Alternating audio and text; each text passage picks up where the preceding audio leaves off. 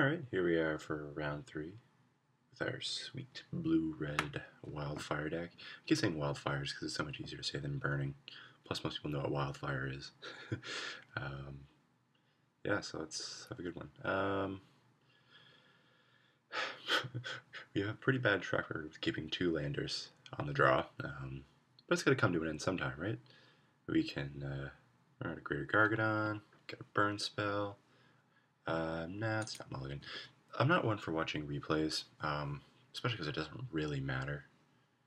Search for tomorrow. Okay, so we got a bit of a ramp deck, eh? That should be fun. The ramp decks are actually great, a 5-drop.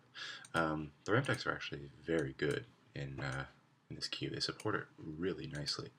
One of the things that's really, I think, different than a lot of the cube environments that I've played in previously is that in lieu of signets, they're running. Oh yeah, so fine, who knows? All right, should be fun. Without signets, it really slows the environment down.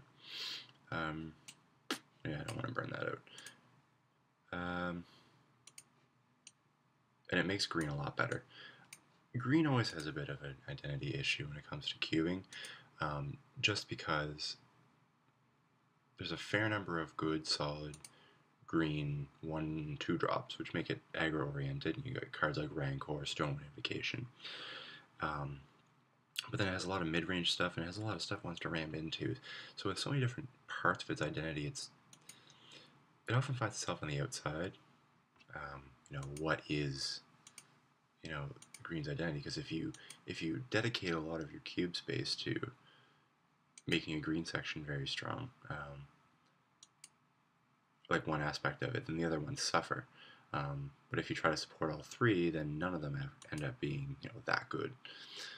So it's kind of an interesting dilemma, and one way to make green a lot better is what they did here and remove the signets. But in my playgroup, we really enjoy running the signets.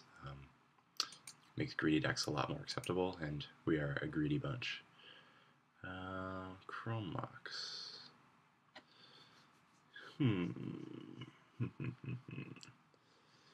I think it actually might be worth playing the Chrome Mox just to get the future sight out. I'm just not sure what I want to imprint on it. I don't know if Wildfire is actually going to be the best for us right now. Just because green has so much big stuff. He did miss land drops. Yeah. He did just miss a land drop. Alright. Let's play this. Might actually imprint the... Actually, I'll imprint the Rolling Earthquake.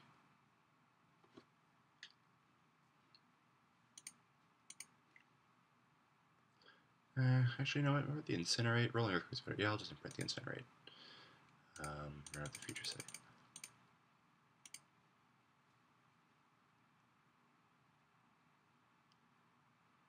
Alright, so we got a Shapeshifter, so that's good for any large fatty that he could play. The fact that if we hit a land, we can start capsizing is not irrelevant either. And future sight with burning is very good. Just because you end up getting almost like 2 draw steps to get your lands to recoup your losses. So that's I just really enjoyed drafting decks with synergy. So that's what cube is it's supposed to be fun. Certain cards that were goofy I left out of my cube: Show and Tell, Sneak Attack, Channel, some of the Eldrazi, just because they were a little more narrow. But then you think about cards like Tinker. Oh, it's pretty narrow too, but it's fun, and you have to have a good degree of fun. So I was thinking of adding some of these cards back into my cube. So he's got a Wood Elves. Okay. So he's certainly trying to ramp into something. So I really think casting so let's see what he plays here. If he plays something that succumbs to the wildfire, that's certainly something I'm interested in doing. So pulse on the future state. Yeah, okay, that's fine. And I, once again, did not sack to the Gargadon. I need to start remembering that. It's one of those things, I never actually played much Time Spiral. That was one of the times when I was out of the game.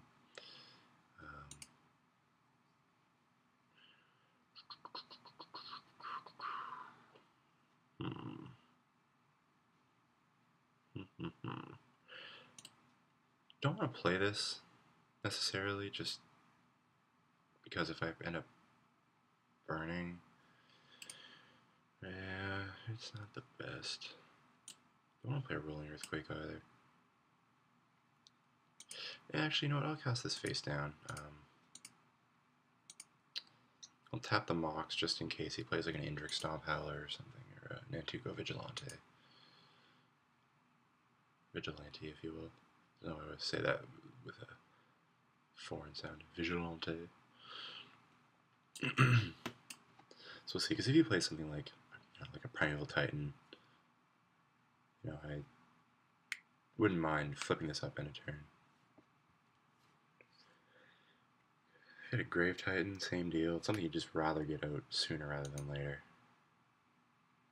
So you're not going to attack, not going to do anything? Ugh. What are you doing here, buddy? I'm confused. You're all ramping, you're not ramping at anything. Well, good thing is I can start capsizing with buyback. Yeah, what the hell? I'll attack for 2. If he double blocks, yeah, I really don't expect him to be doing much of that. Alright. I'll trade 2 for 2. I don't mind. Capsize is going to be good, and at any point, you can always Rolling Earthquake for 1.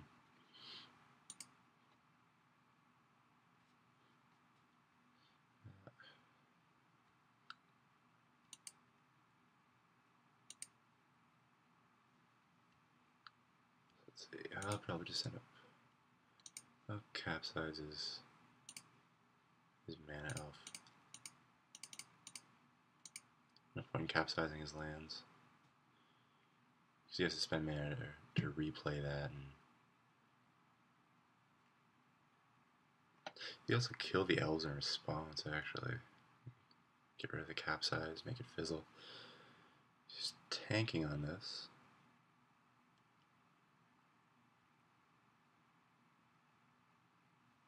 Beast Within.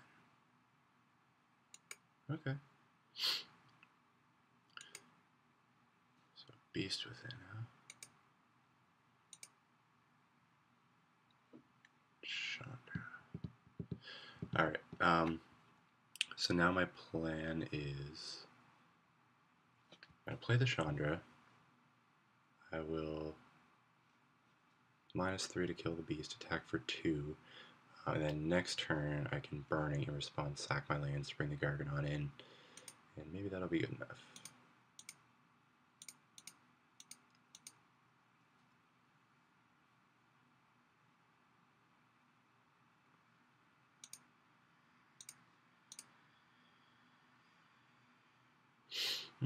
Another option actually. So you just start plussing the Chandra. Because the beast is going to end up dying to the burning anyway. It might just be better. Then, nah. Better to get the 3 damage, or the 2 damage in.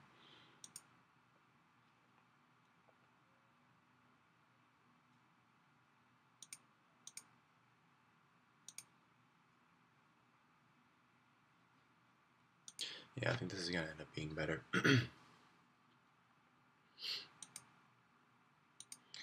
So then you can attack Chandra down to 2.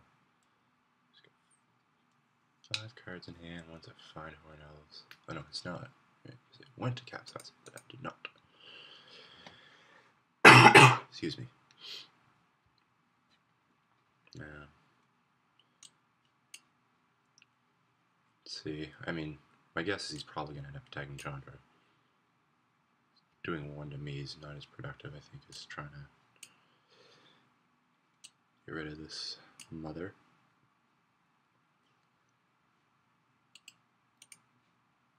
And as you see, when I click on my player profile, my Oh, let's see. The fact they came up means that my internet connection is still working and I am connected on Moto. So yeah, it's going to the Chandra, that's perfectly fine. So we'll see if he's got anything. All this mana and nothing to play, and I'm not sure what he's doing. Maybe he's splashing black and you need double white? I don't know, I'm confused. See, this is one of the values, I guess, of watching replays, huh? What you doing, buddy?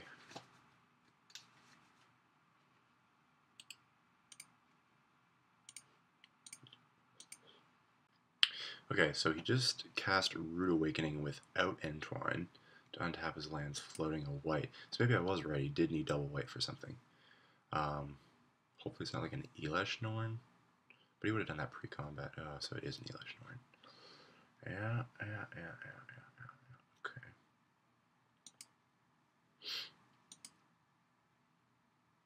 So let's see.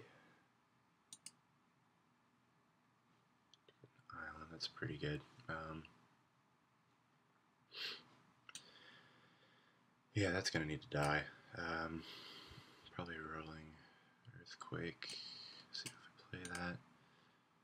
Do 1, 2, 3, 4, 5, 6, and finished off with Chandra. Yeah, that's gonna have to be what we're doing.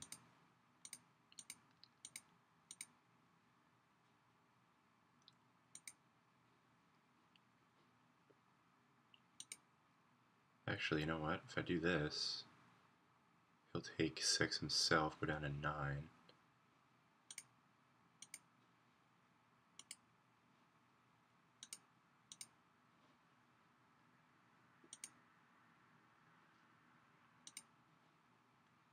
Yeah, and then unless he has something like Contagion, can't imagine.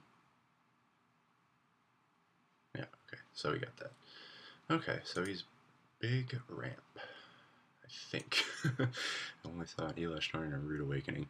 To be honest, though, Rude Awakening is certainly a card that's I am kind of afraid of.